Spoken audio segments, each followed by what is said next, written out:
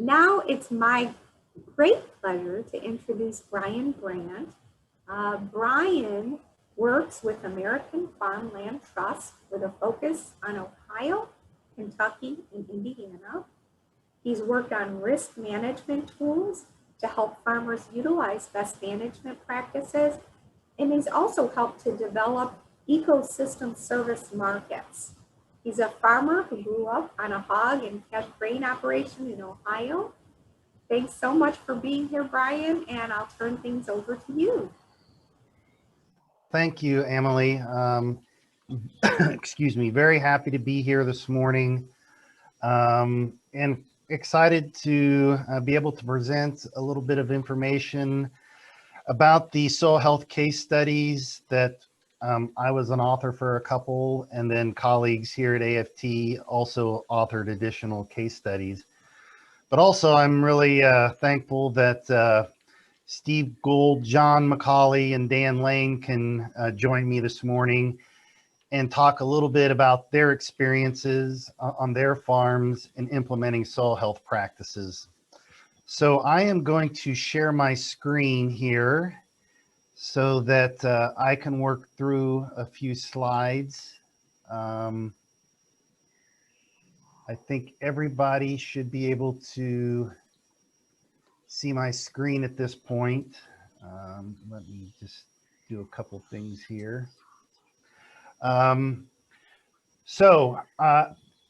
am going to, like I said, talk a little bit about our soil health case studies, and these are case studies where we were actually able to quantify economic, water quality, and climate outcomes for farmers that have been successfully implementing soil health practices on their farms. Just to give an overview of what we will be presenting this morning, first of all, I'd like to give an overall overview of our soil health case study project. Just present a couple of slides on the 9 soil health case studies that we've been able to complete so far. I'd also like to talk a little bit about our methods for analysis for those case studies, and then really get to kind of the featured part of the presentation or the workshop this morning, at least the first half of the workshop, where we'll focus on our 3 featured farmers. And that's really where they'll get to tell a little bit more of their story. And then after that, I'd like to just kind of recap some of the overarching findings that we've found from all of our case studies. And I actually will focus on the 3 case studies that are out of New York that are typically kind of more diversified farms, which maybe many of the participants and folks listening in this morning may be most interested in. So getting into a little bit of an overview for our soil health case studies. So why do we want to quantify soil health outcomes? There's really kind of 3 main reasons. The first is, there's just evidence that exists that no-till and strip-till cover crops, nutrient management, improve water quality and soil health. But if you really go out and try to find information or looking for information about those things, you know, up to this point, there really hasn't been that much information about the economics benefits linked with better soil health. Some of that information and more research and so forth is going on, but it's still kind of a dearth of information in regards to those benefits. Also, you know, the agricultural community, and it's not just farmers, but agricultural retailers, landlords, bankers, really are interested in that bottom line information as well. So these are case studies. This is information that is not only you know, something that really farmers are interested in, but kind of all sectors of really that ag community are interested in that information as well. So what were the goals of our soil health case studies project? This is a project that started in 2018, and was funded by a conservation innovation grant. That's a USDA source of funds that can help drive innovation in the ag sector from a conservation perspective. So the main goals were to drive adoption of soil health practices by estimating the net economic and environmental benefits associated with the adoption of soil health practices, and doing this by developing an economic tool, a partial budget analysis that we developed, and using available water quality and climate modeling tools to assess those benefits. Now, the second thing is, after that analysis, packaging those results and kind of the farmer's experience in two-page compelling case studies, easy to read materials that really tell that story and communicate that economic and environmental outcomes case. And hopefully we can empower fellow conservationists to produce their own case studies featuring local soil health successful farmers. And our theory of change is the more local evidence there is, the faster we get more farmers to say yes on more acres to implementing those conservation practices. So how I like to kind of communicate that is, you know, when I have conversations with farmers, many times I hear them say, well, that particular practice works there, but it doesn't work here on my farm. So hopefully we can provide that information in those local settings that shows that farmers can do that here or at their own location because somebody else is doing it successfully near them. Just to meet the team a little bit, this work was actually led by AFT's Water Initiative Director, that's Michelle Perez. So she was the project leader for this specific project, and she worked very closely with a retired NRCS economist, and that's Florence Schwartz, who is economist for the New York NRCS office. And so they worked together to really put the package together as far as the outcomes, quantification, both environmental and economic, and then worked with AFT staff around the country, myself included, and there you can see the authors of all 9 case studies that we've developed so far with this project. So Aaron Ristow, who actually worked with our 2 New York farmers that are with me today, myself, Justin Bodell, Paul Lum, and Sat Darshan out in California, and then Emily Bruner, who did the 2 case studies in Illinois that we have. And we also relied extensively on external reviewers. So as we were developing both the kind of economic quantifications, the environmental quantifications, and as we were completing the 2-page write-ups, these case studies were really extensively reviewed by multiple reviewers.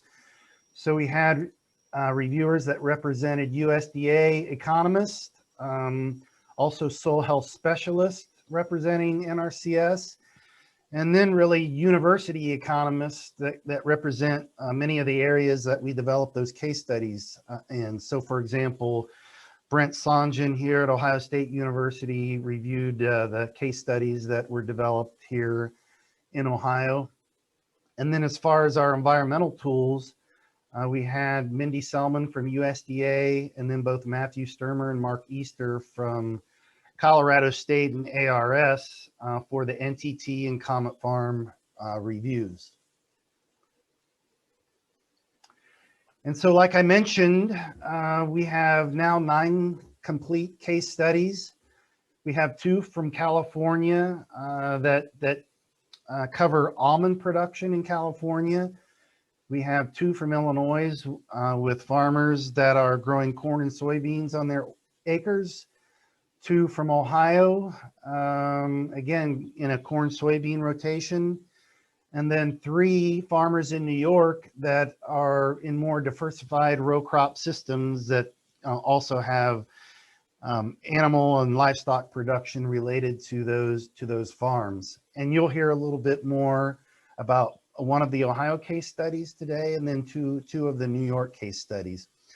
So what you see on the screen here actually is the front page of each of those case studies, where we give a little bit of introduction to the farms, the practices that the farmers are implementing, and then start to discuss some of the economic and environmental benefits related to those practices. And then on the back, then on the second page of those case studies, we actually finish that narrative, that story a little bit, and then we actually get into presenting some of the information in these partial budget analysis that we've developed for each of the case studies. So that's on the bottom half of each back page of the case studies that you can see here on the screen. And actually, if you want to access the case studies, the link is here in the presentation. That's farmlandinfo.org/publications/soil health case studies. Or you can just do a Google search, a keyword search on AFT soil health case studies, and that should take you to a web page on our Farmland Information Center at AFT that has all the case studies, PDF documents. You can access and download any of those case studies that you would like to access. Real briefly, talk about some of the uses of the case studies that we envision by the conservation community. So essentially, we feel like or hope that from within the conservation community, government and academic partners, including NRCS, soil and water conservation districts, extension personnel, can utilize these case studies with their clients, with those farmers that they're engaging through their work. We can also, hopefully, they can be utilized by nonprofits. AFT is a nonprofit itself, but other nonprofit entities that are doing outreach, education, and engagement with farmers and other individuals in the ag sector. And then finally, like I mentioned a little bit before, also be utilized by the private sector. So can ag retailers, so kind of it's emerging a little bit that ag retailers are starting to engage a little bit more from a conservation perspective, and having conservation agronomists on staff, for example, can be utilized by crop consultants, cover crop seed dealers, equipment, conservation tool equipment dealers, all can utilize these case studies. And again, utilizing it with their farm customers to help answer questions about the cost and benefits of adopting soil health practices. Briefly, I just have a couple of slides here talking about the environmental analysis. So from a water quality tool point of view, we utilize the nutrient tracking tool, or NTT. NTT is an online model developed by USDA, and it's a tool for estimating nitrogen, phosphorus, and sediment losses from crop and pasture.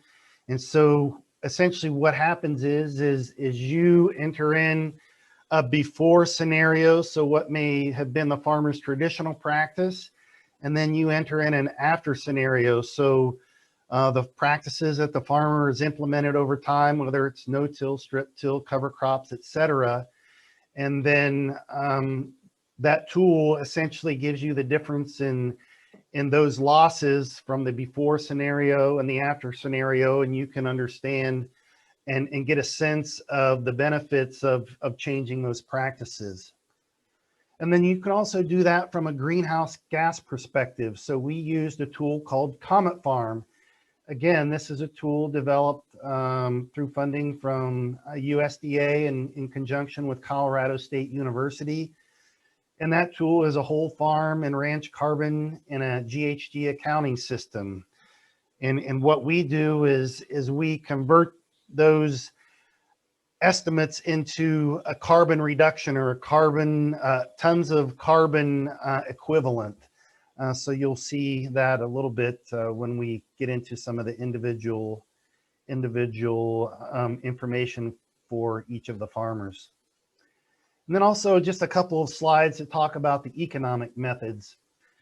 So Flo Schwartz, that I talked about before, the retired USDA economist that Michelle Perez worked with, helped develop a partial budget analysis. So what these partial budget analysis do is estimate the economic effect, the benefits and cost of changes in a farming operation. So again, looking at a before and after scenario. The partial budget analysis focuses only on the variables affected by the change, so specific changes in practice. So maybe moving from a conventional till scenario to a no-till or strip till scenario. And then it compares the cost and benefits of those changes in practices. So what are the costs associated with, doing a chisel plow pass, and then maybe 1 or 2 field cultivator disc passes, and how do those costs compare to just doing a strip till pass and then planting? And so, basically we kind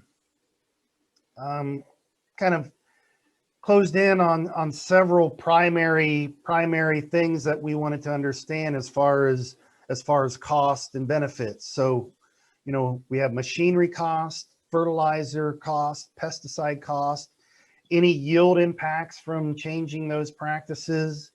Try to understand a little bit about costs for, say, repairing areas where you have erosion. What are some learning costs? What time does it take for farmers to learn about the practices? And a couple of other things, but those are the primary effects that we were trying to evaluate with our partial budget analysis. And then here I'm just showing an example of what this looks like in the case study. So everything you see in green is a positive outcome to making changes. So maybe there was an increase in yield, or there was a positive impact by reducing machinery cost or reducing the amount of nutrients applied.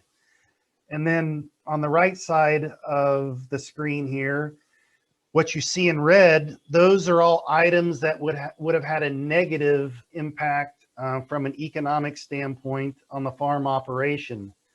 So what are increased costs for setting up the planter to handle residue, putting on row cleaners or something like that? What are the additional costs of putting in a cover crop and some other costs? And then down at the bottom, we try to essentially, do our addition and subtraction and figure out the overall annual change in net income by changing the practices. So I won't focus on this one so much because this is a different example, but we'll focus on that a little bit more with each of our individual farmers. So now getting on to the 3 farmers that are here with us today, I'm going to introduce them a little bit, and then we'll actually kind of one by one let them tell their story a little bit. So very quickly, the first farmer that I'll introduce here is Dan Lane. With Homewood Farms. He farms a little bit over 1,800 acres here in Central Ohio. And our 2 other farmers, the first is Steve Gold with Hargo Farms.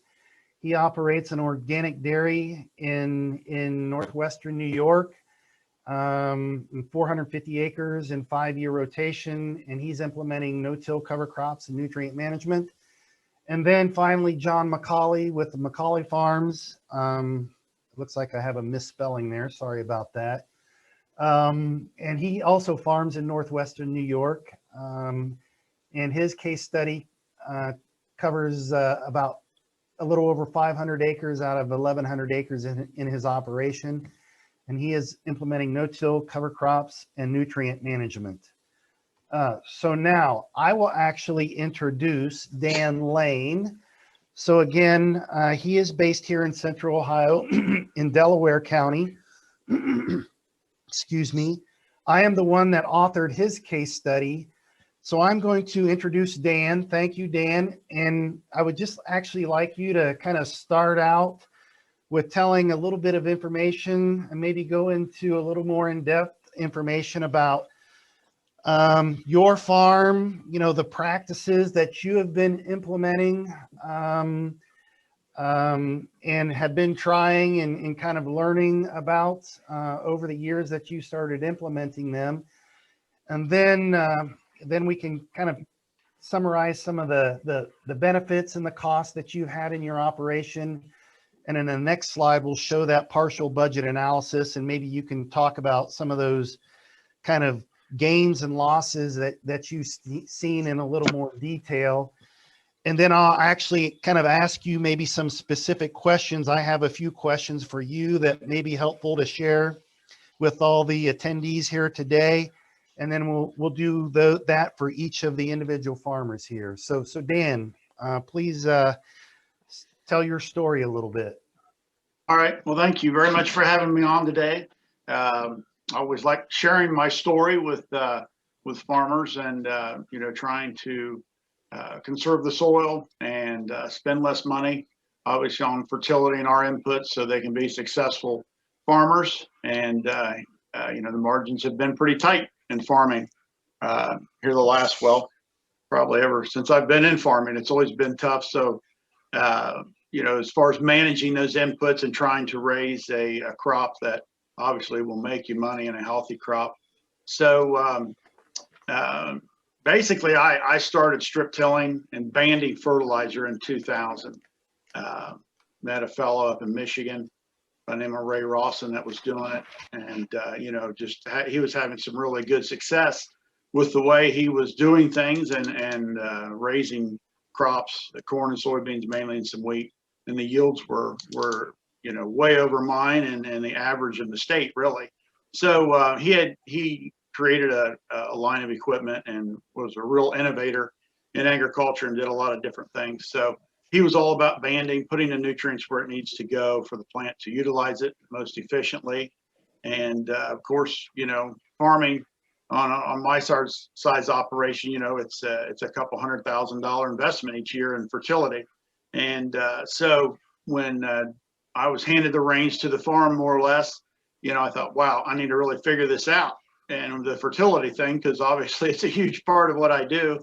And so I just started going and seeing in more soil scientists, you know, Dan Scow, Albrecht meetings, the so-called soil health experts and soil fertility experts, and really how to get the biggest bang out of your soil, out of your investment per acre. And, you know, years of going to those meetings, you know, and compiling so many notes, you know, my whole theory behind the fertility is obviously about placement and balance and availability. And so, you know, through the strip tilling and doing that application and being able to, you know, and some applications applying, you know, almost a half less fertility on these farms, and by banding it, and but not just certain nutrients. You know, I'm a huge believer also with the clay soils we have, and there's a lot going on in the soil. There's things that get tied up, and you know, our soils have been abused, you know, through just using NP and K fertility and not having a balance out there of the fertility that the plants need. And you know, it's known plants need 13 nutrients to grow healthy and have a stress-free growing environment and to produce more. So, you know, through all doing this, I actually started a fertilizer business, and I worked with a lot of small growers, truck farms, organic growers, and blend fertilizers for them. And you know, what I found in the last, you know, before doing this, but we've been doing it for about 10 years, is that people just don't know soil. They don't know what to do with the soil test when they get it. You know, there's some of the elements are hard to come by that plants require. So, you know, I get in trouble sometimes because a lot of our smaller growers, since they don't know how to utilize a soil test, I basically don't have them do a soil test, because I've found through years of doing the banding and strip tilling that it's all about balance and availability. So I'm putting on what that crop needs that year. We're putting on the NP and K and all the micronutrients so the plant can find it whenever it needs it. So, it works, you know, that whole theory works. Not saying that soil testing doesn't work it on a bigger scale, you know, with farmers, you know, 5 or even a farm at 100 acres. Obviously, we need to do a soil test to be able to measure it more what we need to put on if you're not banding fertility. So, you know, the one picture here, you know, I live in Delaware County, just north of, I just heard the other day that Columbus, I'm about 15 miles north of Columbus, is the fastest growing city north or east of the Mississippi. Get that right. So we live in an area that the development is abundant right now. And I've moved my farm 3 times in the last 20 years, being pushed around by development. And some people ask, why don't I just move out further? I guess you start to like the area you're in. So that's why we stay around Delaware County, and it's just a great place to live. So the piece of equipment, you know, my strip tiller, I built it my own. I basically took a 16-row corn planter, took all the planter units off of it and put strip till units on it. And that planter will turn sideways and go down the road. So the traffic is a huge issue around here. But also to add to that story, you know, where we live, you know, there's a lot of farms we lose. So I might find land that I only get to farm for a couple of years, and the banding that has just been huge, and being able to go in there and band what that crop needs. And it's really interesting. You know, a lot of people try strip tilling, but they don't stick with it very long because they're reading their soil test and they're putting on just what they think they need to apply, whether it be potash or MAP, or maybe a little bit of micronutrients. And that's why I see people fail with it. And versus me being so successful with it is when I do it, I put a balance of everything on that the crop needs. And doing that, I'm being more proactive at the start of the growing season and knowing that plant has everything it needs. And I'm confident in that just by the tissue testing we have done during the growing season and the plants showing the response of banded fertility and showing basically the deficiencies aren't there, and rather than have to go back in and cure that during the growing season. So that to me has been real important as far as growing, you know, good crops. But just by banding, when I started doing it, my yields were up a lot. And you know, it's all about putting that on when the crop needs it, and then by the Y drops we use, putting the nitrogen on when the corn is, you know, 5-6 feet tall. It's going to utilize that nitrogen immediately. And so we're just doing things, you know, we're putting the fertility in the ground, and I'm not on top of the ground 5-6 inches deep. So if we do get a big rainfall, I know that fertility is still going to be there. And then the nitrogen application, putting it on when the crop needs it also. And then, you know, we're basically no-till, so we see a lot of, you know, good things going on with the soil, improved drainage, improved aeration, just the soil health. And I hate to till land, chisel plow and do those types of things just because you interfere with that whole ecosystem, I call it, or microbiology in the soil and disrupting that. So the banding really allows that to be not disturbed more or less. And you know, I'm starting to become a huge believer also that the soil, the micronutrients, the mineral, or the microbiology, the bugs like that balance of fertility also.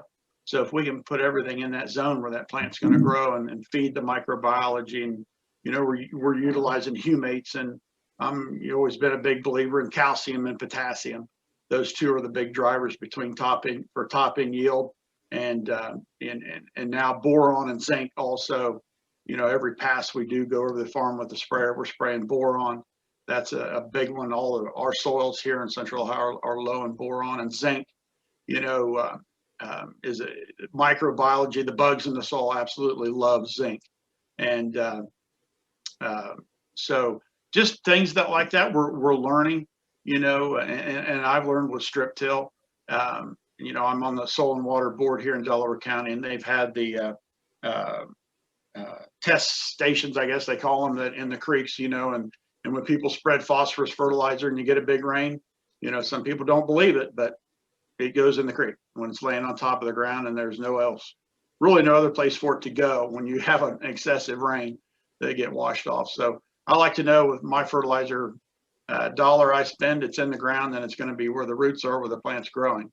So that's a little bit about, you know, me and what I've done in my operation. Dan, can you maybe just recap a little bit too, how I know strip till is more focused on your corn, but how your, you know, soybean production has kind of progressed. I know you're a little bit more vertical tillage now, and then also maybe recap a little bit of how you're starting to utilize cover crops a little bit more. Yeah, you know, I love using the cover crops, and I just wish I could utilize them more. Here the last few years, we've had really late planting dates, a lot of rain, and so we've had late crops and haven't been able to get in and harvest them soon. So, you know, my biggest response or best stands with cover crops is drilling them. I have a twin row Great Plains planter that I like to go in and band or strip till, or I'm sorry, twin row plant. The mainly barley is what I've been growing, and then come back and strip till between the rows of twin row cover crop. Just that I found that you know, really feeding the cover crop, that's the biggest bang for your buck with cover crops is feeding that cover crop what you would feed the crop that you're planning on growing that next year. And then by, you know, killing the cover crop in the spring, it releases all that nutrients that plant had, and it's more of a organic form that soybeans like. Soybeans are an organic crop, and they like their nutrients secondhand. I've never had any luck at all applying fertility to soybeans in the spring, just because they are an organic crop. So that's worked well for me. Like I said, I wish I could do it more. You know, manpower is an issue in the agricultural sector right now. Also, it's really hard to find those people that have any experience operating the equipment that we have today. A lot of technology in it, and so yeah, if I could do it, I would do it on every acre. That I've just seen a huge response with doing that. I don't like to plant into a cover crop. You know, I've just found that, you know, that emergence and even stand in the spring is really huge. So I don't like the planter to have to fight through that cover crop also. But you know, biggest thing I've learned out of cover cropping is in getting the biggest bang for your buck is feeding that cover crop in the fall what you would feed that crop in the next spring. Say go into a corn crop, the potash, the micronutrients, the minerals, and that really seems to work great. You know, obviously the roots are scavenging for the nutrients that you're applying also. So yeah, cover crops are great. You know, obviously organic matter, we're going to hold more nutrients and water in the soil, and anytime we can grow that, you know. And I like to raise barley just because a grass cover crop puts more of a root system on, and that's actually what builds your organic matter quicker than anything is a more vigorous, larger root system in the soil. So and it's simple. I know I haven't really tried many other things.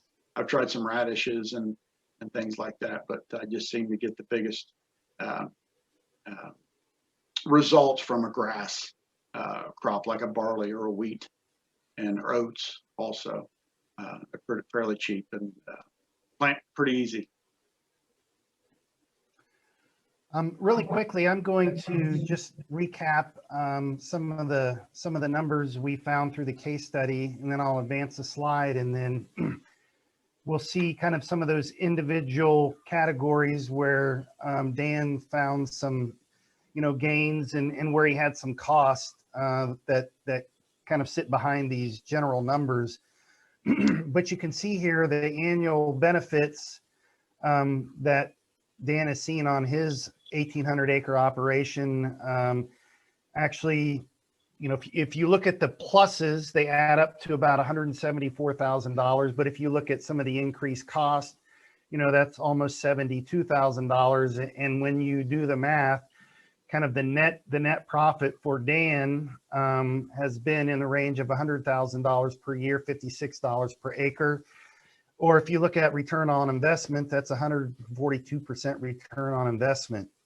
If we look, and we ran the NTT analysis for a 140 acre field in his operation, the reduction in the amount of nitrogen and phosphorus and sediment moving off of his land when you compare, his practices when he was chiseling as compared to now when he's strip tilling and utilizing cover crops on some of those acres.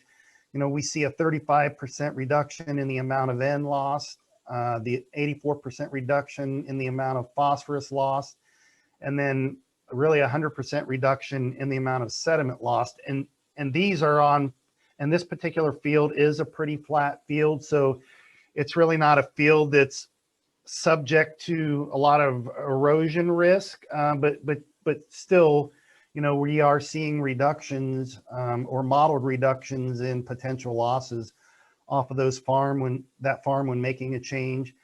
And then from a greenhouse gas perspective, by utilizing those practices, we've been able to model a 55% reduction in greenhouse gas emissions.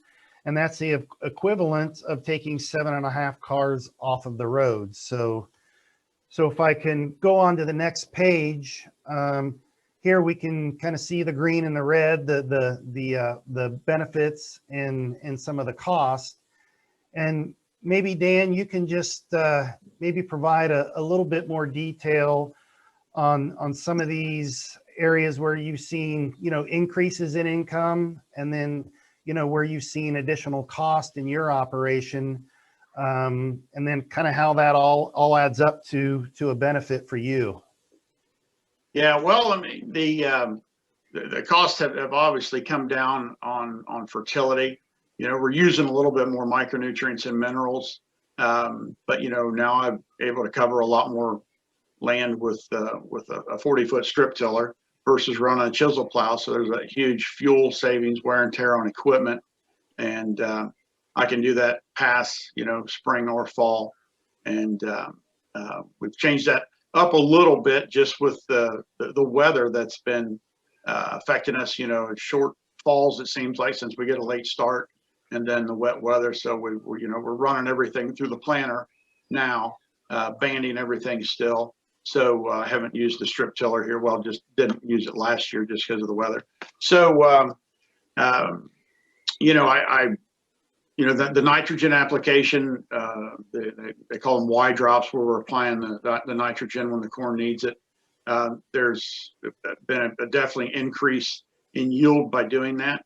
And, I feel there's obviously a huge benefit not losing the nitrogen and applying it at the right time of year.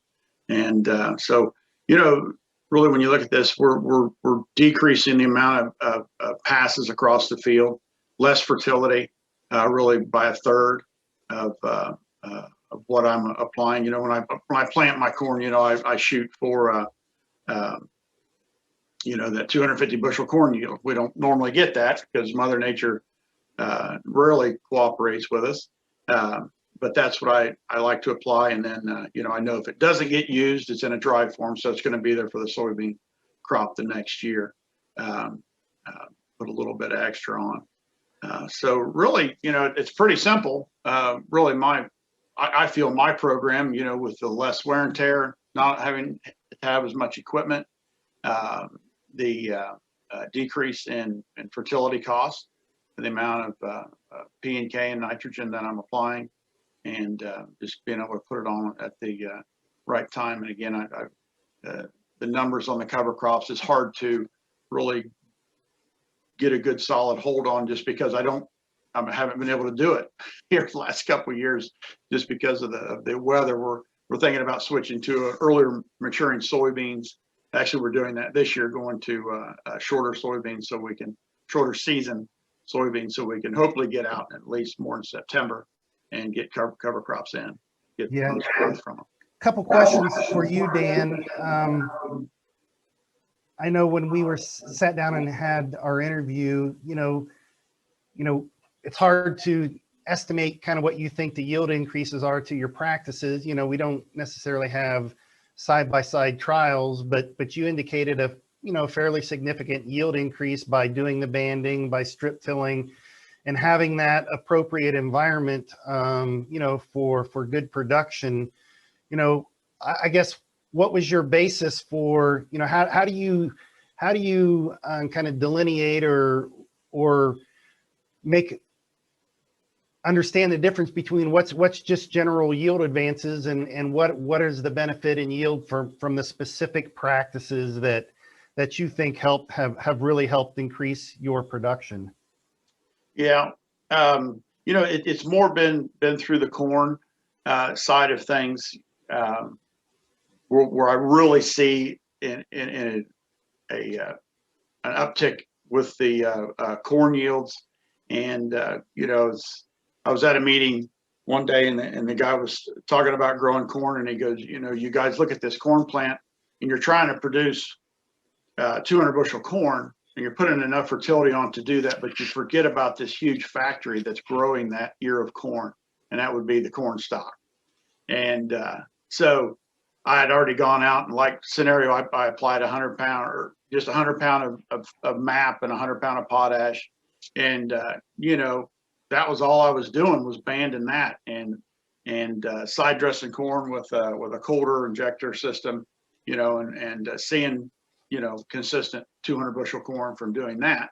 And then, so after I was at that one meeting and heard that fella talk about, we've got to feed this plant, the factory, I doubled that and that year.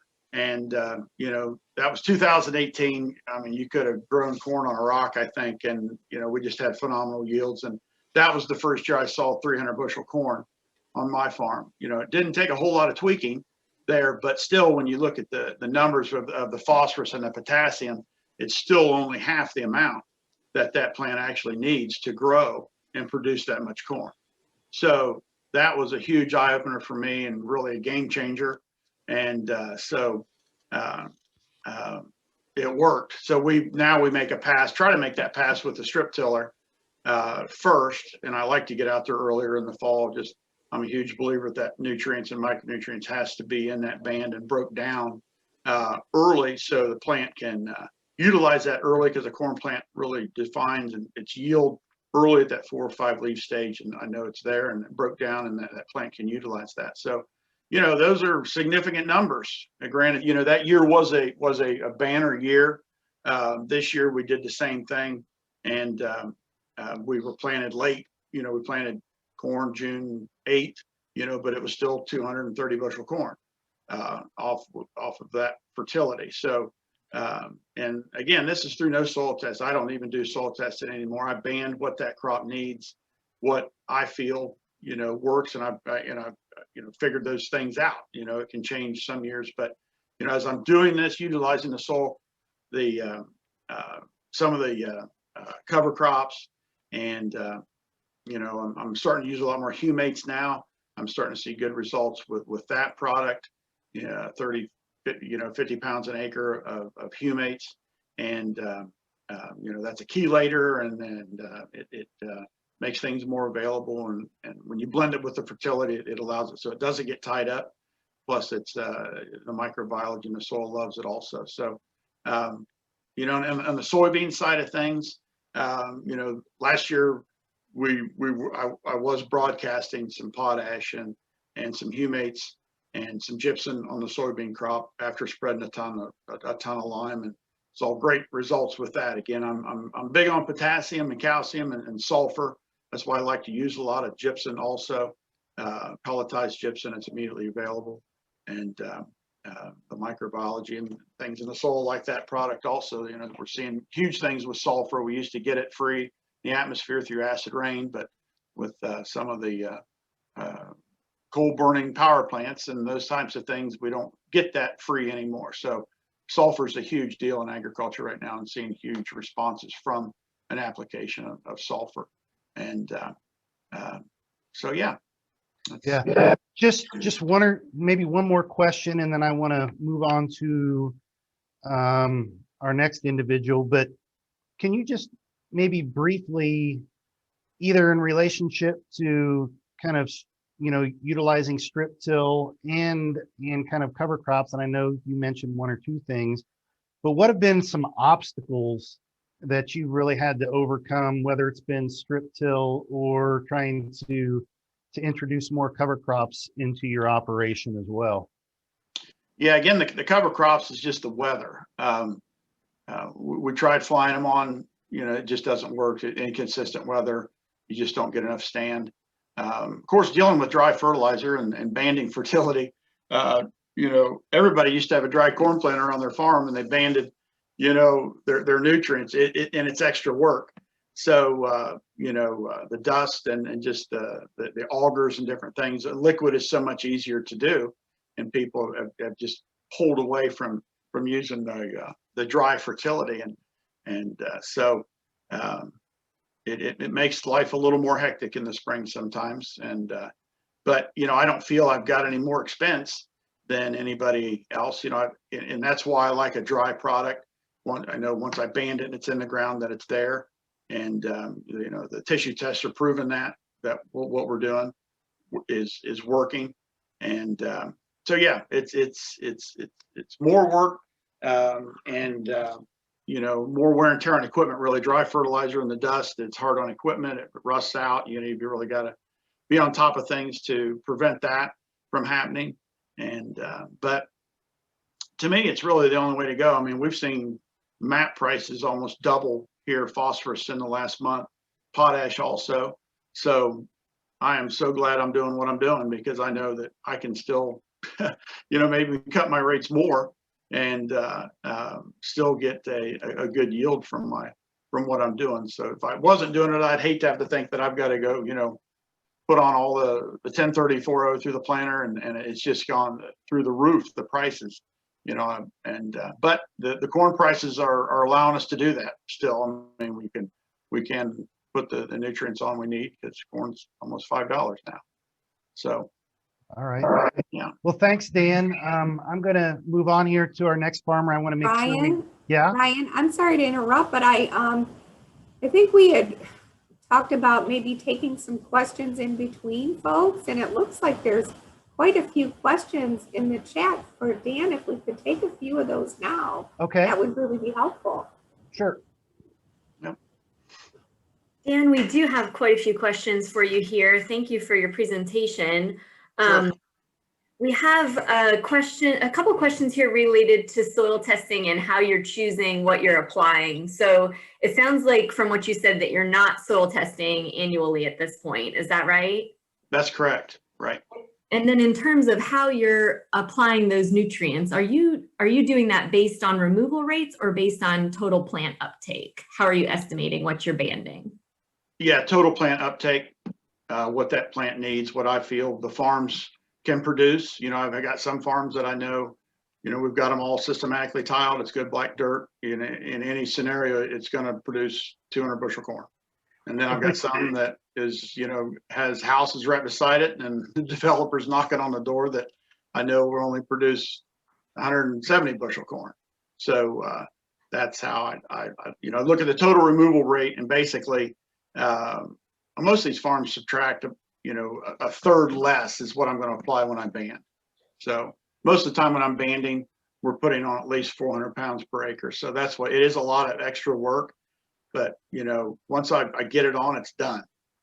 With that applicator, I can do about 20 acres of load. So it's a lot of stopping and going, but at least I know, it's there. That's why I try to split anytime we can get out in April or before that in March and run the strip tiller and put on at least half, then we're going to do it. So usually when we're doing half, we're putting on 100 pound of MAP, 100 pound of pot, or usually 150 pound of potash. And I've got a micronutrient blend that I have made up in Anderson's in Maumee, Ohio, that has the manganese, the zinc, the boron, the magnesium, zinc, copper, and everything. So I'm usually banding about 50 pounds of that product also in there. And then it's all right in that same solution. And then we're coming back and doing the same thing with the dry corn planter also. So we're ending up somewhere around, usually around that 500 pounds per acre between two passes. Just real quickly, you're also doing some tissue testing, right, Dan? Yes, we are. And, you know, that practice can really aggravate you during the growing season. And, you know, based on cloudy days, based on temperature, there's so many things that affect a tissue test.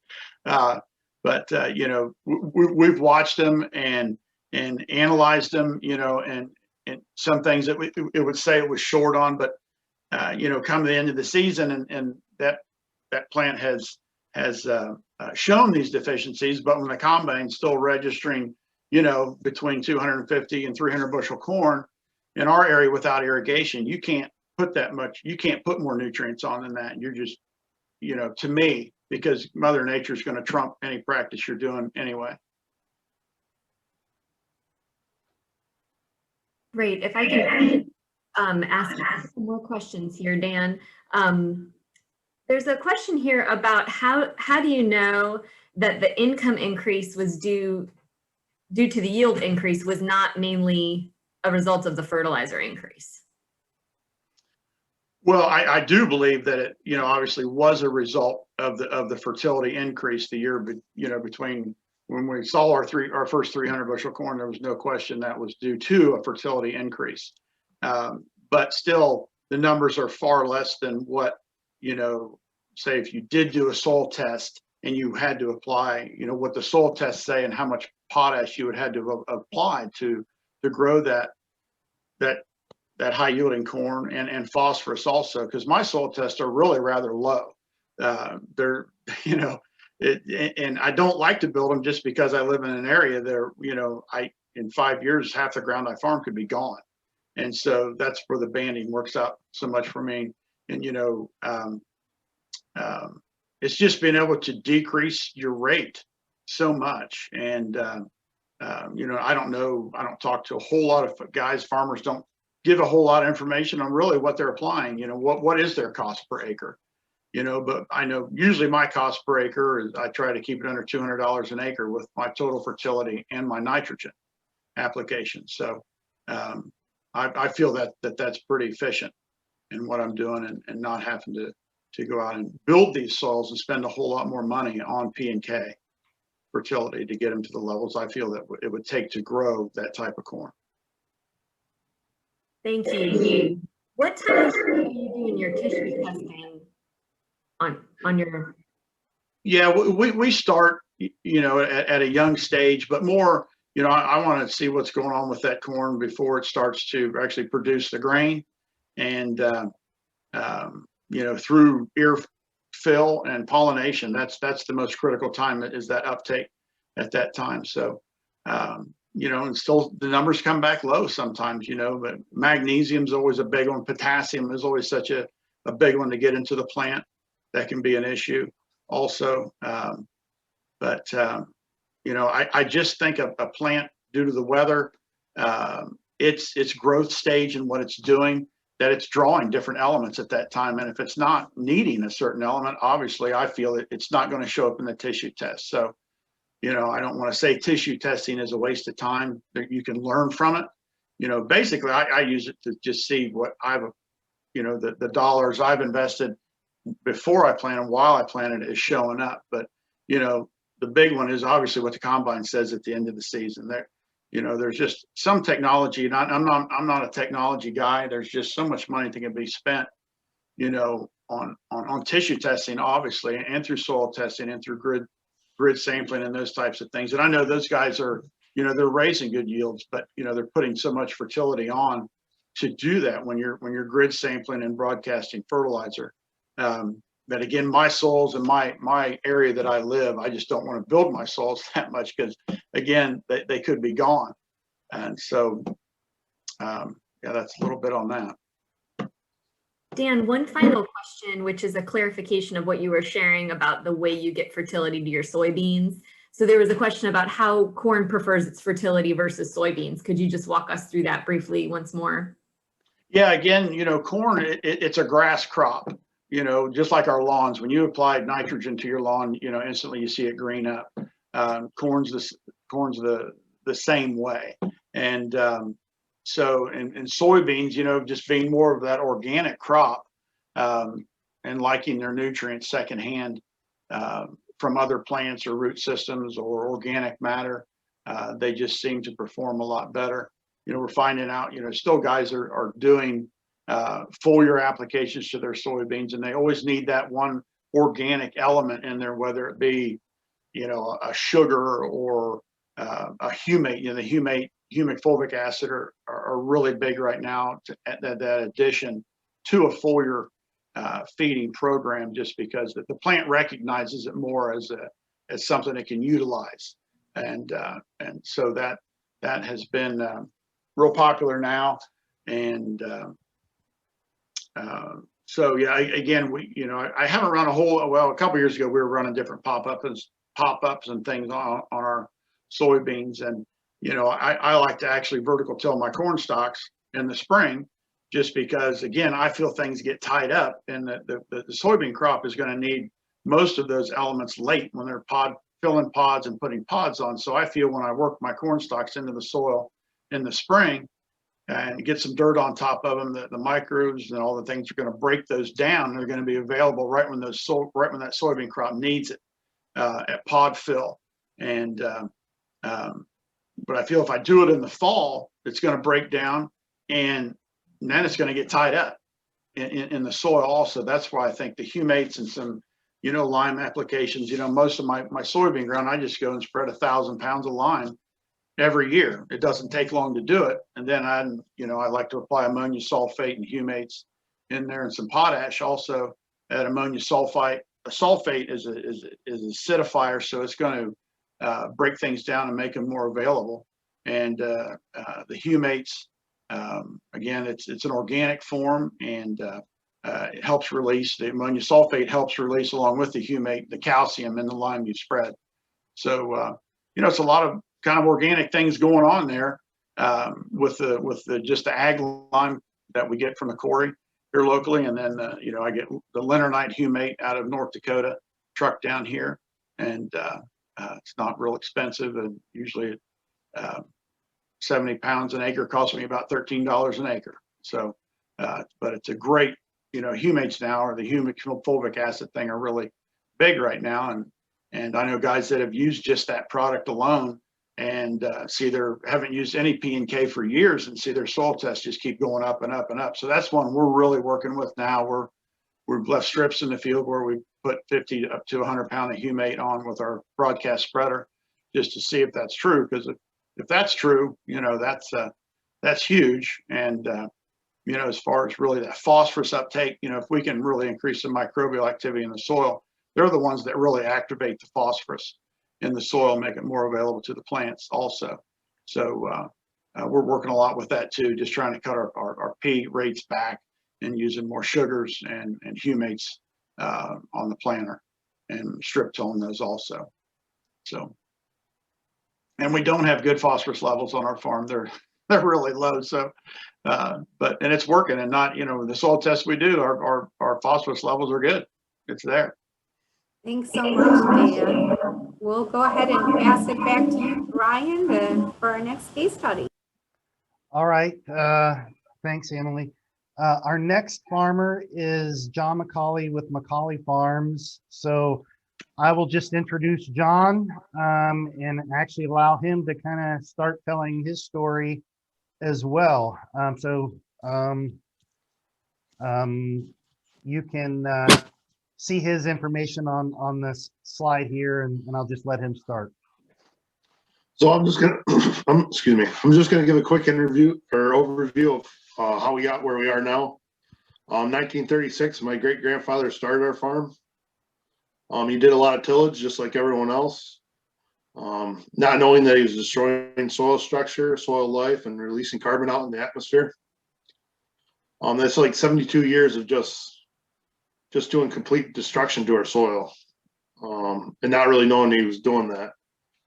In 2009, we started our soil reconstruction plan with experimental no-till. We got to use no-till drill, and with help from an NRCS there, getting it started. we started doing some more, we started no-tilling wheat. So after that worked out really good, we started doing soybeans, and then we tried doing oats, and that worked out good. So in 2014, we made the decision to go 100% no-till. We started incorporating cover crops. So at this time, we implemented the following cover crops after our wheat rotation, in an effort to return key nutrients back into our soil naturally. It's 11 away mix that we're using right now of Austrian winter peas, hairy vetch, crimson clover, sun hemp. And the purpose of that is to attract beneficial pollinators, supply nitrogen for the next year's cash crop. Ration purple top turnip to help loosen up the soil and break up compaction. Buckwheat to scavenge the phosphorus from the soil, and it helps loosen the top layer. Sunflowers to supply zinc. Pearl millet for scavenging nitrogen. We have cereal rye in there, take up nutrients, at least during the growing season. And we also use oats as a companion crop in this mix. I like to think this mix is like a forest mix. Like you go out in the forest and then you don't see just oak trees and maple trees. I mean, you see everything out there. And if one thing doesn't survive, you know, there's 10 other species in that mix that I'm doing that's going to take its place. After corn and soybean harvest, we're either going to try to no-till in wheat, or else I do a cover crop of cereal rye. And I'm trying to keep something growing 365 days of the year. In the spring, we plant green into these mixes, which means not killing the cover crop before we plant. Planting green is help get our planter into the ground easier. It gives a slug something to eat instead of eating our cash crop. It really works as a natural deterrent as the cash crop emerges. We also direct no-till corn plant into standing alfalfa. And then we're also in 2014 there, we started implementing cover crop rolling, which has really helped lay the cover crop. So it's a chevron pattern roller. And we'll do that either ahead of the corn planter, probably about a pass ahead. That way, if we get rain, it doesn't saturate the soil because it would never dry out with this diverse cover crop that we're using. So this crimper, it lays it flat and it crimps as it's going across there. It just crimps the cover crop. And it just gives that soil an extra like blanket of protection from extreme rainfall events, keeps the sun off the middle of the rows till the shading occurs for the corn. It also helps keep the moisture in the soil instead of being sucked up by the sun.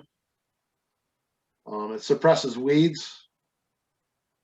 And by fall, the cover crop's all rotted down, and we're ready for a new one after we get the corn or soybeans off. So what really piqued my interest with the cover crops is we had this big rainstorm event in I think it was 2018, and it was washing a lot of the conventionally tilled fields around. And I went over to some of mine there, and as the water was running across there, it was about 4 inches of rain that we got in probably about an hour and a half time. As the water was coming off there, I ran over to the roadside ditch there and just held my hand there, and it was coming off just as clean as anything. The cover crop was actually making little dams in the field there to slow the water down. And the cover crop was keeping my soil in place. And it was just letting the water water wasn't going down through the soil, it was just letting it run off. But it was keeping it so, you know, all my nutrients were staying there, and all my soil was in the right place. So the cover crops have really helped help us during the fall there. We don't cause as many ruts since we're no-tilling. We've also seen a lot more beneficial insects start coming. And we're starting to sequester carbon by not opening up the soil every time that we go out there. We're trying to do some, we're trying to get to the point of doing like regenerative agriculture and just trying to get, so we're replenishing what nutrients we're using and trying to get away from inorganic fertilizers and trying to keep more and I don't know, be more at one with the soil, I guess, if you want to call it that way. It's been a long coming to this, and we just sort of worked our way into it shortly, you know, getting there from, we took one step at a time, you know, and with no-till, you really got to think about every time you go out there, what exactly you're going out there to do, because you're not going out there and just plowing the ground there and it's all just bare, you know, and you're starting out from a clean slate. With no-till, you know, you look out there and you wonder, you know, exactly, man, what did I do out there? And because you still have all this material sitting out there, and finally, you know, corn plant or soybean plant emerges up through that, you're like, you know, we're on to something now.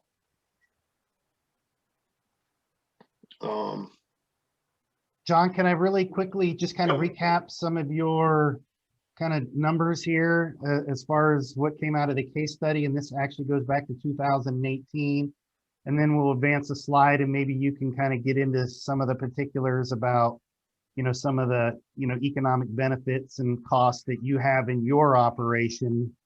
And so just the overall benefit, at least that we found in this 13-acre field that we did the analysis for, well, the economic is over the 567 acres.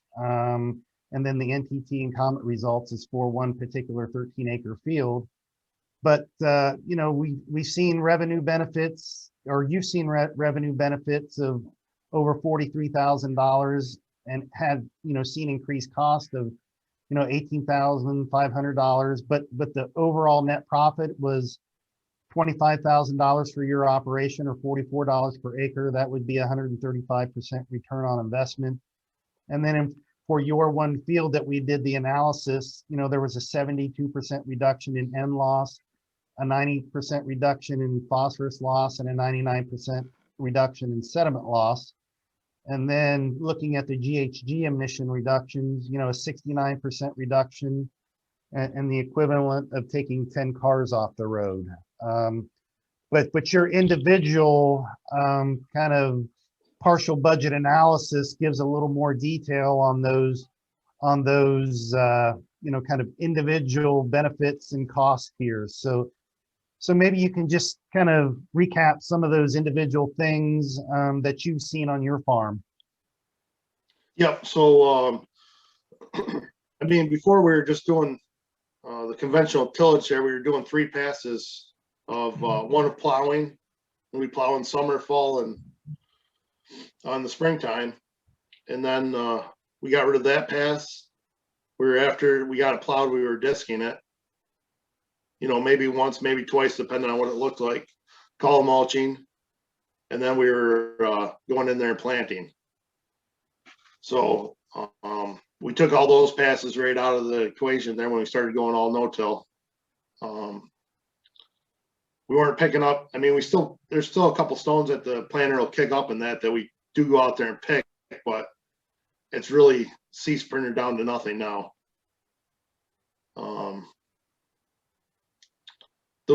The weed control has been a lot better with, especially we have Roundup resistant mare's tail in our area, and the cereal rye and the cover crop mix that I'm using has really helped suppress that weed and keep it at bay. And that's saved on some extra chemicals that we've had to, you know, get more extensively using in our rotation. It's helped us back off from that. We've also backed off from using pesticides and fungicides to a certain extent there. Just because we don't need them, and the bad part about the pesticides is they were killing our beneficials along with killing our good insects that we had in our soil. And I know we've also started this year, we've started to get away from putting seed treatments on our wheat, soybeans, corn. We're still on the fence. I've tried to do some stuff with that, trying to figure that part out yet. But I think eventually, probably next year, we're probably going to separate away from getting seed treatment on our corn seed. So I really don't think, with what we're doing right now in soil health terms, I don't think we're exactly needing it.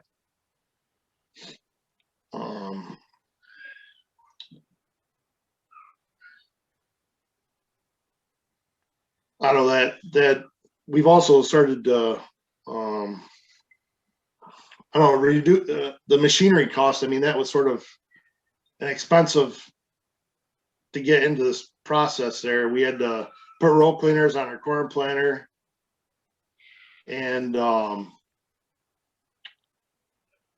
bought a zone builder there to try to step into that less tillage aspect of it early on. And then we finally just part that along the side there, and now we're just using a corn planter to go in and plant now.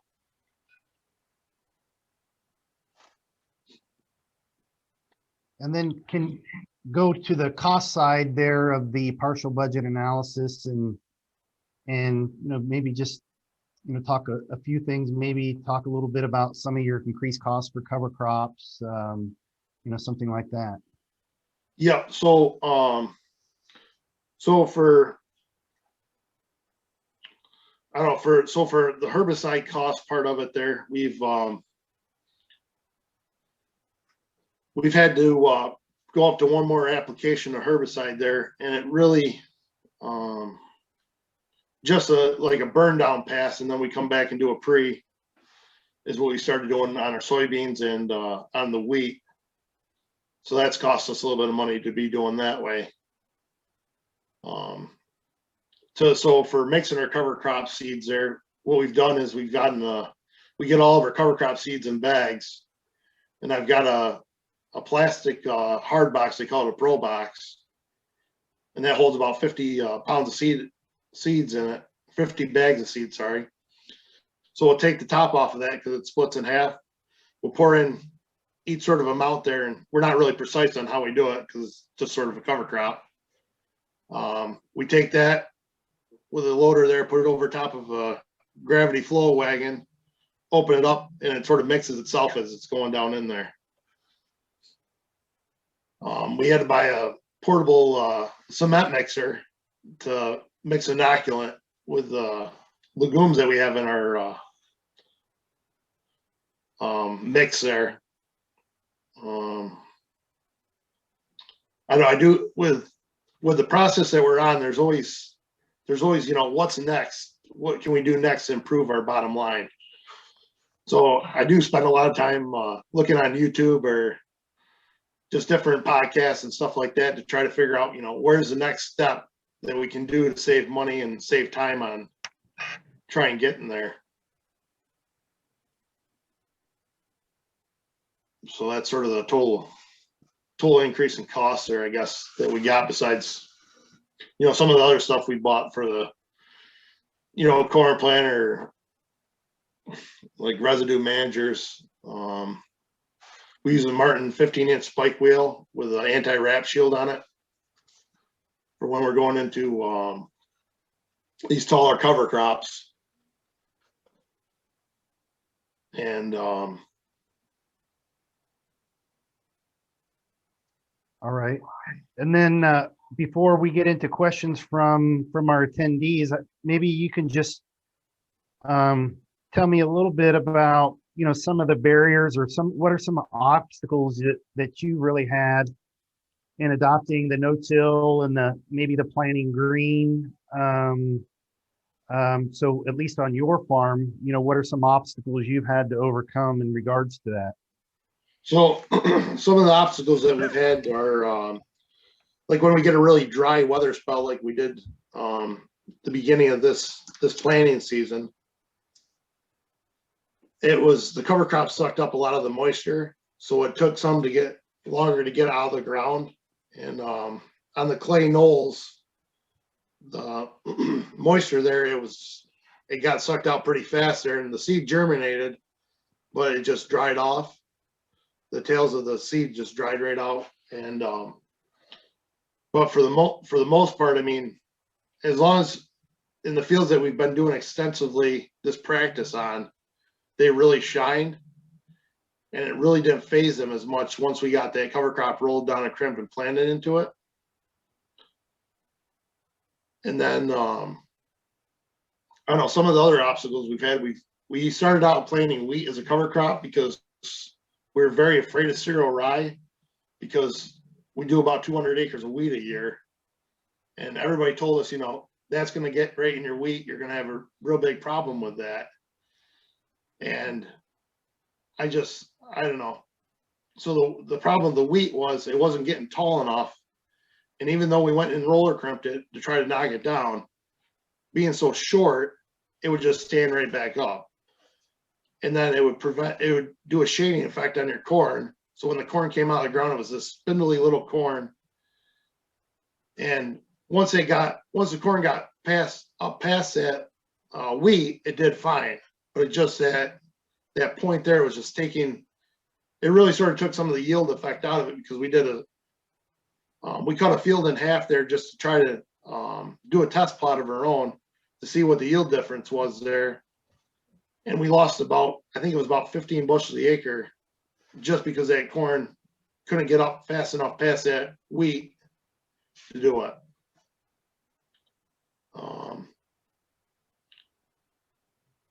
Basically, though, the cover crops they've just really shot.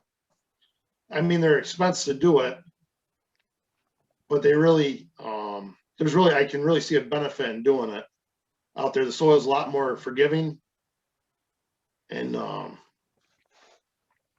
you see a lot more earthworms and different sorts of bug life just going out, and after you walk out in the field and look at it.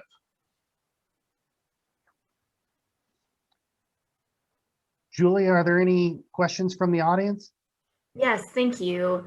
There's just some appreciation, John, for your creativity and the different things that you're trying.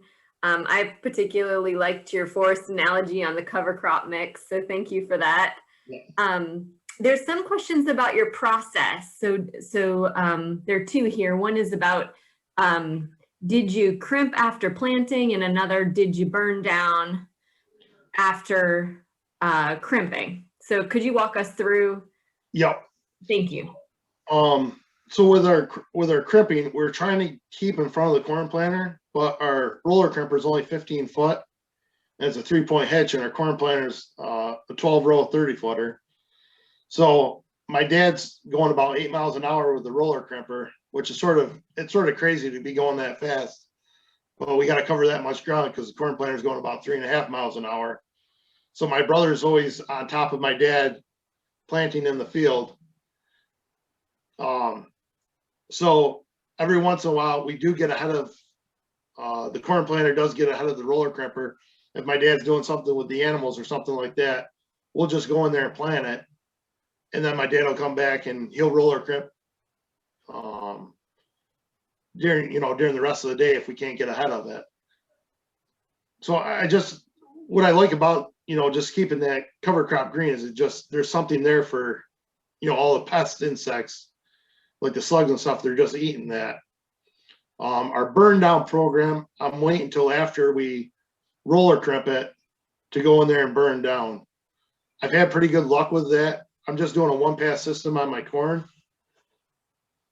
And I mean, we're using Roundup, Caprino, which is for the broadleaves, and then we are using some atrazine to give it a little bit of a residual to keep that cover crop till shading occurs. There is a few breaks on a wet year, that'll come up, and we'll just go back in there and just toss on a light rate of Roundup to take it back out. But mostly it's all mostly covered by that cover crop. Really just, it suppresses all the weeds and everything, and you just open it up a little, very little small gap when you're going in there with the corn planter blades for your, I guess as I call it, my only tillage pass that I do is just the corn planter. John, a couple more questions. One question might be difficult to discern, but do you think the benefits that you have seen have been from the cover crops or from the no-tilling? Or do you see those as intertwined? They're mostly sort of intertwined with each other. One really leans on the other one. It's sort of hard to, I mean, some of the reason I got into doing with more of the cover crops is I was missing that small little tiny piece of a puzzle. So when we were going out there before, we weren't doing anything on the weed. I wasn't going, after we got the weed off, I didn't go back out there and spray it down or anything like that. We just let it go. So in the springtime there, when we went out there and planted, you had all this grass and your spring annuals and that, and dandelions. They were really sort of a pain to me because we have a vacuum planter, and it seemed that every year those dandelions, they were reaching maturity when we were getting in there with the corn planter, and it was just sucking all the little fines up of those dandelions right on the seed meters, and it was really messing up how we were planting. And since it wasn't all a cover crop mix, it was very hard to, we could still burn it down, but it just seemed like it was taking more of a herbicide to actually take that out of there, because there's so many different species of spring annuals that were out there, and they were all maturing at a whole different time. And it was just very hard to kill them. As now we're doing the cover crops, you actually can go out there, and the herbicide pass that I do, it's actually taking them, and after the roller crimper's been through there, it's actually taking them and giving us sort of a clean slate to start with. John, we have another question here about yields. So what was the effect on yield?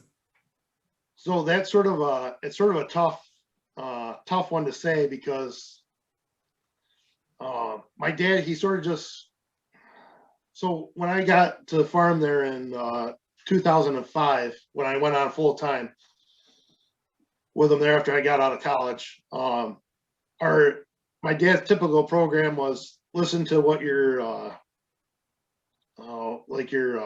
salesman for the fertilizer company sort of telling you to do. So he would do that. So our yields weren't all that great, because I mean, we were just sort of, looking at that small picture of what our crops were needing that year. And hopefully, all that my dad put down, when he went out there to spread it on there was going to work. So I know our fertilizer needs, I've sort of increased those over the years that we've been doing this. So my yields have increased with it. So that's sort of a hard one to put on there, because I can't really say that the no-till and the cover crops have really bumped my yields up as much as I can say the fertilizers really helped. I mean, the cover crops and no-till, yes, it's helping, but I think basically the fertilizer is really what's putting us towards our higher yield goals. But we really haven't seen no decrease in yields from conventional to strip till to no-till. It's all been about right even all the way across. Thank you, John. Yep. Emily, you think it's okay to move to Steve now? All right, thanks, John. Yep. We may have a couple questions here after everybody's wrapped up. Okay. But we'll move on to Steve with Hargo Farms. And Steve, I'll just kind of let you take over here. Sure. Thanks, Brian. I'm Steve Gould. We operate an organic dairy farm in Pavilion, New York, about halfway between Rochester and Buffalo. We milk about 230 cows. Our rotation is 160 acres of rotational pasture. This year we're going to plant 140 acres of corn, 80 acres of soy, 80 acres of sorghum, 60 acres of triticale, and 150 acres of hay. We started organic production in 2006. So I think I kind of echo what John says, that, you know, it takes a long time. It's incremental things to kind of get where we are today. Probably our biggest challenges in the organic production system are getting enough nitrogen in the ground for corn and sorghum, and weed control. So a lot of what we do is trying to build up to reduce weed pressure and increase fertility.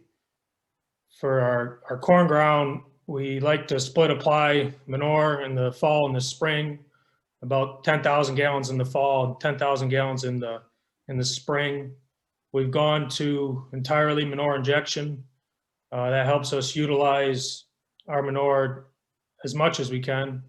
We've invested in 2 million gallons of manure storage.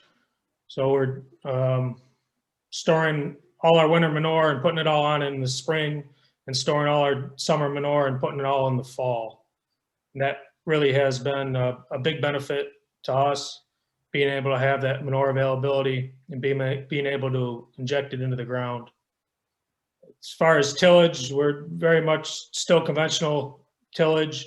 We moldboard plow, harrow, and then plant. We're working towards using less tillage in our farmland trust. What we worked with Aaron Risto, we focused on a field that we're using less tillage in, and a rotation to interseed hay crops into growing triticale. So that has been a big focus of ours, is not just the yield potential, but also lowering costs, lowering passes.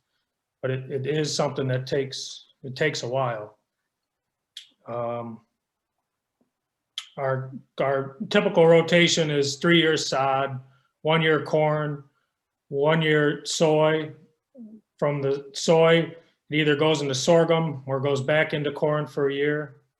We're planting short season corn so we can get triticale in between 85 and 95 day corn. We try to take that off, chopping most of it in the end of August, the beginning of September, come in with a triticale cover crop.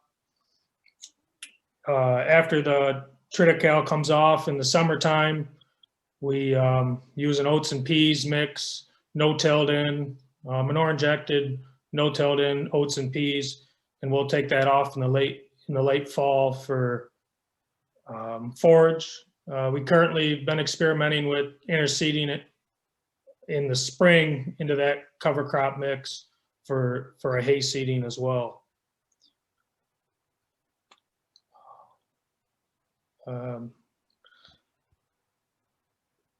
Yeah, I guess that's kind of the overview of what we do.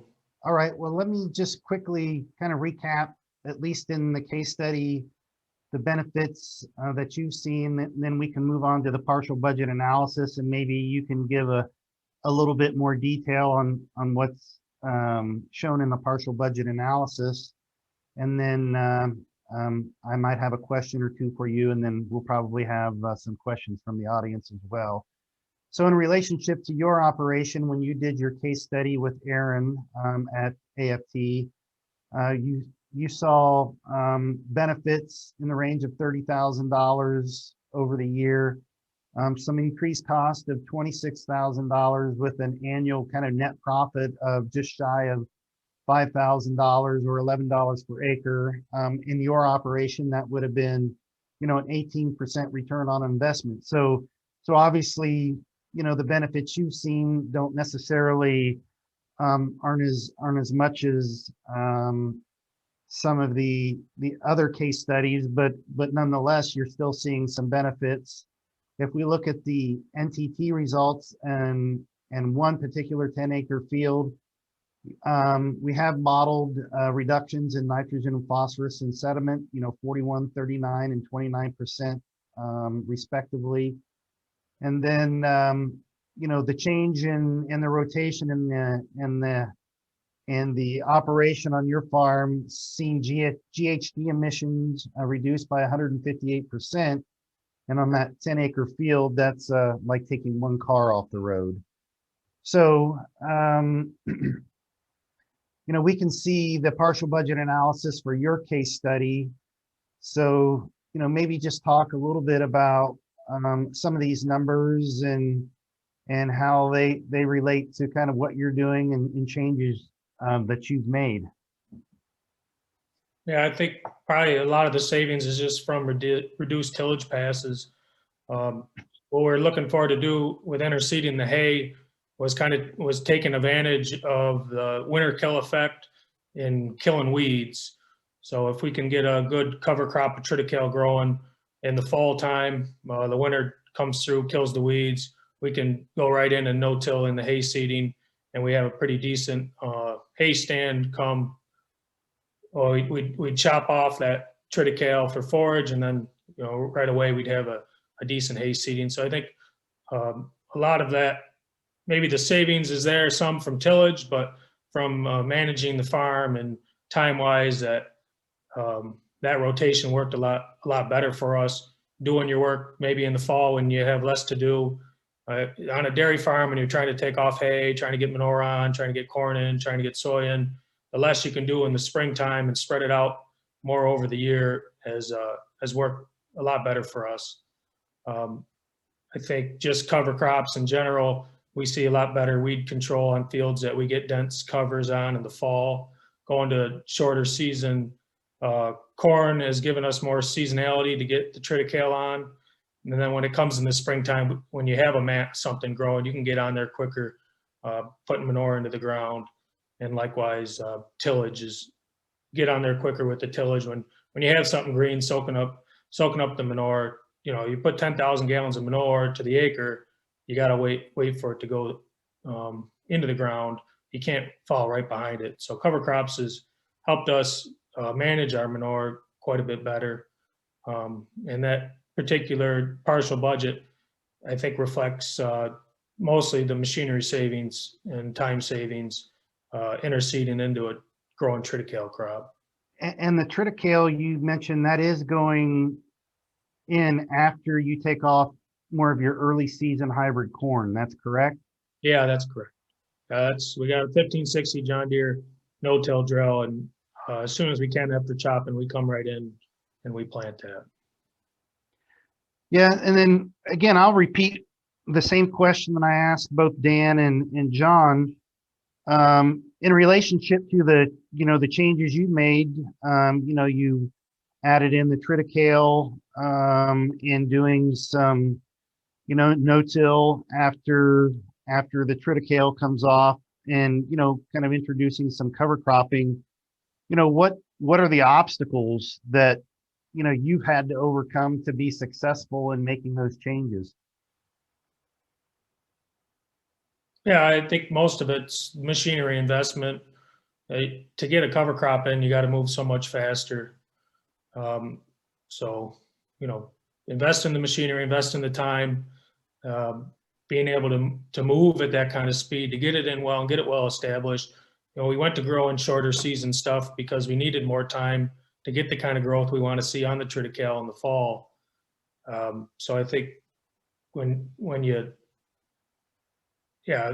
was definitely the initial obstacle, was just getting into the ground, getting it grown enough so you're seeing the benefits you want to see and you're getting the growth you want to see. I think certainly a cover crop is better than no cover crop at all. So just getting it in the ground, period, is beneficial. And I think some of the other obstacles was in the springtime. How do you handle the residue? We had times where maybe it was a later spring and the triticale really got far ahead of us, headed out, and that became pretty cumbersome to get turned over in the ground when it's 2-3 feet tall. So it isn't unusual for us to try to hit it with a speed disc if things are getting ahead, like on a soybean rotation that we got a good growing cover crop in, to get in there early and hit it with a speed disc and knock it down so it doesn't get so big and so tall. It makes it difficult to fit come springtime. We did experiment some with interseeding clover in corn. We participated with our local Soil and Water in just kind of broadcasting clover in corn.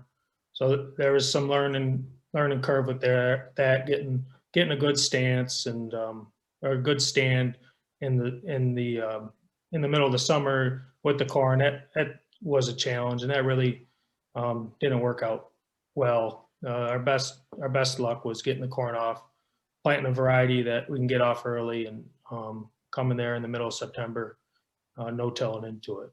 Yep.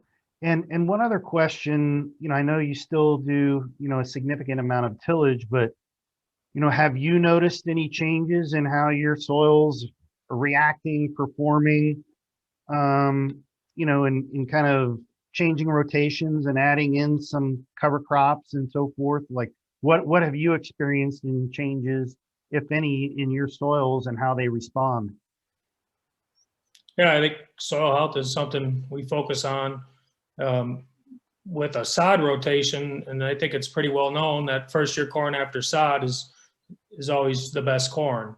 So we've been attempting to mimic longer rotations that would mimic something like a sod, even though we're using like a sorghum with a cover crop or a triticale with a cover crop, because we can see the difference between the type of soil conditions that cover crops leave you to plant into.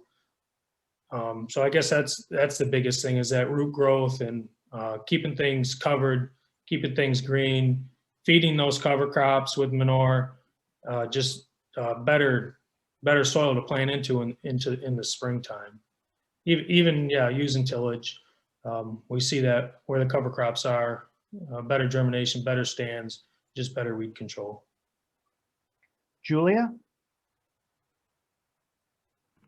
Yes, thank you, Brian. Steve, thanks for your presentation. We've had a couple questions related to manure storage and injection.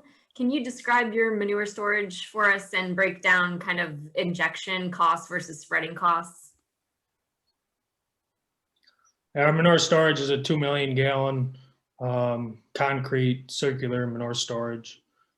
That probably will hold about 6 to 8 months of manure for us for the year.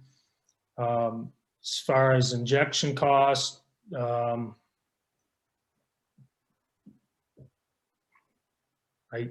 guess injection is more costly compared to top spreading, but it does, as far as the equipment you need and size of tractor compared to top spreading.